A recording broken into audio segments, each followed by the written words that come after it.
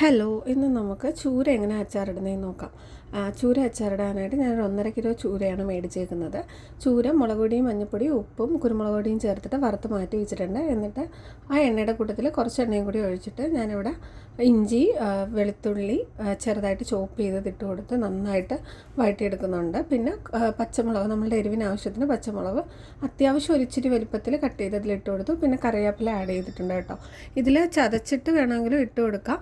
ഞാൻ ഇതിനു മുമ്പ് ചതച്ചിട്ട് ഇട്ട് കൊടുത്തിട്ടുണ്ട്. പക്ഷേ അങ്ങനെ ഇട്ട് കൊടുക്കുമ്പോൾ എനിക്ക് തോന്നുന്നു പെട്ടെന്ന് ഇങ്ങനെ ആ പാത്രത്തിൽ കയറിയിട്ട് അടുക്കി പിടിക്കുന്നതായിട്ട് എനിക്ക് ഫീലായിട്ടുണ്ട്. അതുകൊണ്ട് അതിനുശേഷം ഞാൻ പിന്നെ കുറേ വട്ടം ഇങ്ങനെ ചോപ്പ് ചെയ്തിട്ട് ഇട്ട് കൊടുത്തപ്പോൾ വലിയ കുഴപ്പമുണ്ടായിട്ടില്ല. എനിക്ക് സാധാരണ ഈ ചൂരയൊക്കെ അച്ചാർ കഴിക്കുമ്പോഴത്തേനും നെഞ്ച് എരിയാറുണ്ട്. അപ്പോൾ അതുകൊണ്ട് ഇങ്ങനെ എൻ്റെ ഒരു ഫ്രണ്ട് പറഞ്ഞു തന്നു, കുറച്ച് ശർക്കര അതിനകത്തേക്ക് കലക്കി ഒഴിച്ച് കഴിഞ്ഞാൽ, പാണിയൊക്കെ ഒഴിച്ച് കഴിഞ്ഞാൽ അത്രയും ഒരു കുത്തലുണ്ടാവത്തില്ല എന്നിങ്ങനെ പറഞ്ഞു. അങ്ങനെ ഞാൻ ഈ വട്ടം ട്രൈ ചെയ്തിട്ടുണ്ട് കേട്ടോ. ഇതിൽ അരപ്പിടുന്ന വീഡിയോ എടുക്കാനായിട്ട് വീഡിയോ ഓണല്ലായിരുന്നു, അത് ഞാൻ ഓർത്തില്ല.